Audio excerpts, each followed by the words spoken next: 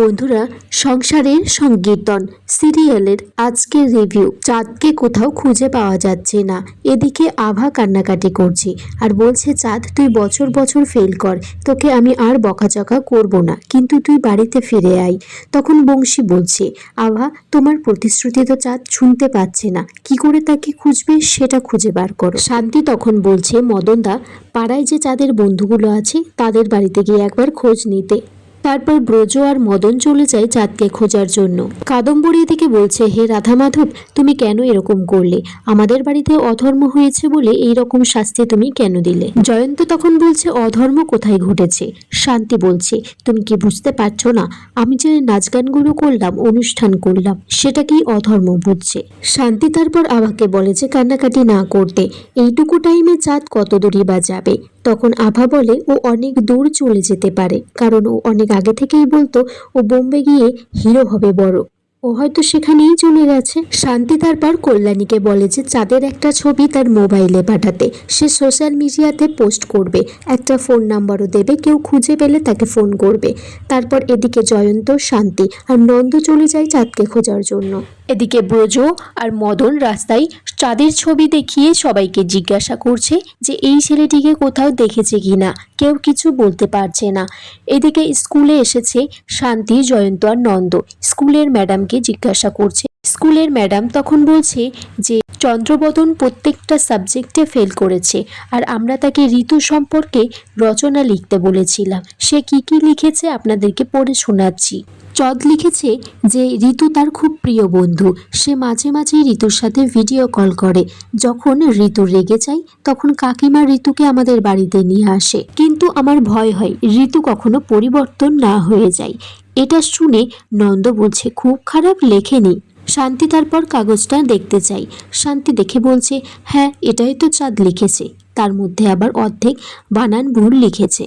স্কুলের ম্যাডামটি বলছে, এটা তো মিউজিয়ামে রাখা উচিত ছিল, আর চন্দ্রবদনকে 100 বার কান ধরে উঠবোস করানো উচিত ছিল। তখন শান্তি বলছে, না না, আপনি একটা বাচ্চাকে কান ধরে উঠবোস করাতে পারেন না। জয়ন্ত তারপর ম্যাডামের কাছে জানতে চাই যে চাঁদ কখন স্কুল থেকে বেরিয়েছে। ম্যাডাম বলছে, আমার থেকে ভালো দারোয়ান জানতে পারবে, বলতে পারবে, আপনি বরঞ্চ দারোয়ানের সাথে গিয়ে কথা বলুন। এদিকে ব্রজ আর মদন চাঁদকে খুঁজে না পেয়ে বাড়িতে ফিরে এসেছে। টুনির মা তখন কতগুলো ভান্ডার ভাঙার টুকরো নিয়ে এসেছে। বলছে আভা যে এটা তো টাকের, চাঁদ এটাতে টাকা জমাতো। তখন মদন বলছে যে চাঁদ তাহলে টাকাগুলো নিয়ে বোম্বে চলে গেছে। টুনির মা বলছে, চাঁদের বাবা কি হিরোর বাবা হতে পারবে? হে রাধা মাধব, তুমিই বলতে পারবে। জয়ন্ত আর শান্তি তারপর দারোয়ানকে জিজ্ঞাসা করে। দারোয়ান বলে, এ তো খুব দুষ্টু ছেলে, আমাকে দৌড় করালো আর নিজেও আমার চোখের সামনে থেকে দৌড়িয়ে চলে গেল। চাঁদ এদিকে একটা ট্যাক্সিতে উঠেছে, বলছে যে আমার কাছে 100 টাকা আছে। ড্রাইভার তখন বলছে, আপনার 90 টাকা মতো হয়েছে। চাঁদ বলছে, 100 টাকা হয়ে গেলে বলবেন, আমি সেখানেই নেমে যাব, কারণ আমার কাছে 100 টাকায় আছে, বাকিটা পথ আমি বোম্বে হেঁটেই চলে যাব। ড্রাইভার তখন চাঁদকে নামিয়ে দেয়, আর চাঁদ পয়সা দেওয়ার সময় কতগুলো খুচরো পয়সা বার করেছে। বলছে যে নোট টাকা ছিঁড়ে যায় তো, তাই এই খুচরো টাকাগুলো আমি জমিয়েছি। লোকটি তারপর চাঁদের সাথে তুমি করে কথা বললে চাঁদ বলছে, আপনি করে বলুন, প্যাসেঞ্জারকে সম্মান দিতে শিখুন। চলুন আমরা একটা ছাওয়া জায়গায় গিয়ে বসি। সেখানে গিয়ে টাকা গুনে গুনে দিতে থাকে। 22 টাকা মতো দিয়েছে। চাঁদ বলছে, 100 টাকা হতে আর কত টাকা বাকি আছে? লোকটি বলছে, আপনি দিতে থাকুন, 100 টাকা হয়ে গেলে আমি বলবো। শান্তি এদিকে একটা ট্যাক্সি ড্রাইভারকে বলছে যে চলুন চলুন। ট্যাক্সি ড্রাইভারটি ট্যাক্সির উপরে শুয়ে আছে, বলছে যে দিদি ভাই আমি এখন যাব না। শান্তি বলছে, যাবেনই না যখন তাহলে ট্যাক্সি নিয়ে কেন বেরিয়েছেন? হাওয়া খেতে বেরিয়েছেন? শান্তি তারপর অনেক কথা বলার পর ট্যাক্সি ড্রাইভারটি হাওড়ার দিকে যেতে রাজি হয়ে যায়। এদিকে চাঁদ টাকাগুলো একটা রুমালের মধ্যে ধরে ড্রাইভারটিকে বলছে, এই টাকাগুলো কি 100 টাকা হয়ে যাবে? তখন লোকটি বলছে, এটা কি মিহিদানা যে আমি ওজন করে বলে দেব যে কত টাকা আছে? পাশ থেকে একটা লোক তখন চাঁদকে দেখেছে, দেখে বলছে, এই ছেলেটিই তো হারিয়ে গেছে, সোশ্যাল মিডিয়ায় নাম্বার দিয়েছে। তখন ফোন করে জানিয়েছে। নন্দ ওইদিকে বাড়িকে মদনকেও জানিয়েছে যে চাঁদকে খুঁজে পাওয়া গেছে। শান্তি যে সোশ্যাল মিডিয়ায় নাম্বার দিয়েছিল সেখানেই একজন জানিয়েছে। চাঁদ তারপর হাঁটতেই থাকে, বলছে যে হাওড়া পৌঁছাতেই যদি সন্ধ্যা হয়ে যায় বোম্বে আমি কখন পৌঁছাবো। তখন সে একটা চেয়ার পেয়েছে, সেখানে বসে গেছে। পাশ থেকে একটা লোক দেখে বলছে, মনে তো হচ্ছে বড়লোক বাড়ির ছেলে, ফর্সাও আছে দেখতে, অনেক টাকা কামাই হয়ে যাবে। লোকটি চাঁদকে বলছি, কি গো খোকা, কি করছো এখানে? তখন চাঁদ বলছি, তোমার বাবা খোকা, আমি খোকা নই। আমি স্কুলে একটু রচনা ভুলভাল লিখেছি, তাই স্কুলের ম্যাডাম আমাকে তাড়িয়ে দিয়েছে। বাড়িতে জানতে পারলে বকাবকি করবে, তাই এখানে বসে আছি। লোকটি তারপর চাঁদকে বোম্বে নিয়ে যাওয়ার লোভ দেখিয়ে বিক্রি করে দেওয়ার তালে চাঁদকে নিয়ে যাচ্ছে।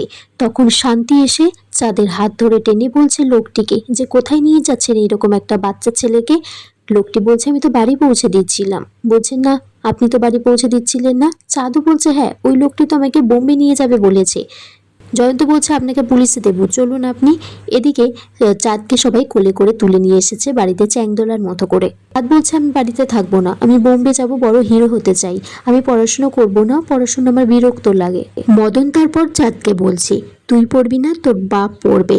চাঁদ বলছে, আমাকে বেশি বকাবকি করলে এবার কিন্তু আমি পুলিশ ডাকবো। বংশী বলছে, ঠিক আছে, অনেক বকাবকি হয়েছে।